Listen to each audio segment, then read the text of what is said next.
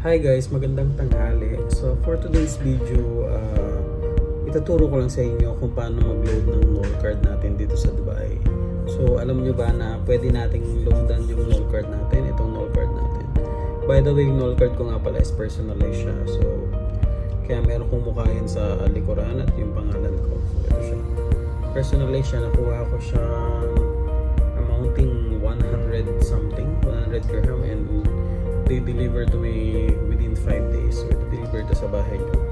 So, ang kagandahan dito, pag nawala yung card mo, so makikita nila kung sino may-ari kasi nakapangalan siya sa'yo. Ayun yung kagandahan. Okay?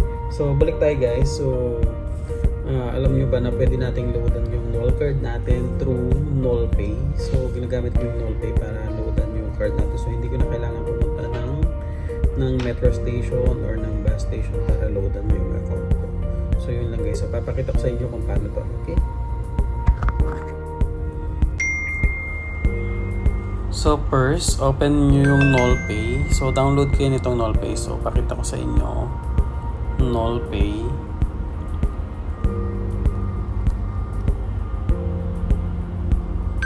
This one guys. So download nyo lang tong NOLPay. And then pag meron na kayong account, open nyo lang yan. So, pwede na kayong mag-check ng card nyo gamit yung NOLPay guys. So, check nyo yung card nyo. Nakikita nyo kung ilan yung balance nya. So, tap nyo lang yan. So, meron akong balance na 10 dirham. So, pag loadan naman natin siya, tap up NOL card yung gagamitin natin. So, tap up NOL card. Okay, then tap lang natin ulit yung card. That's it. Then, mamili tayo ng amount. 20 dirham is yung minimum. So, confirm. Okay, Dubai Pay. So, you can use the Apple Pay or your credit card. So, depende sa inyo.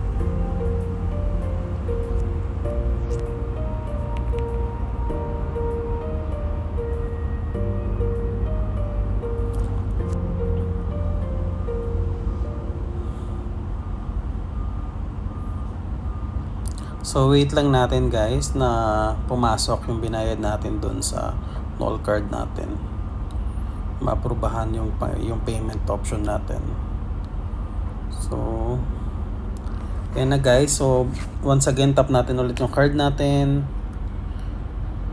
para ma-verify yung niload natin amount. So, now, naloadan na siya ng 20 dirham. So, ito yung details. So, successful siya using Dubai Pay method. Okay, so okay lang natin. So check natin ulit yung card kung ilan yung balance. Kanina 10 dirham. So ngayon, check natin ulit yung card natin. So meron na akong 30 dirham 0.50 pills na balance. So yun lang guys. Maraming salamat and goodbye.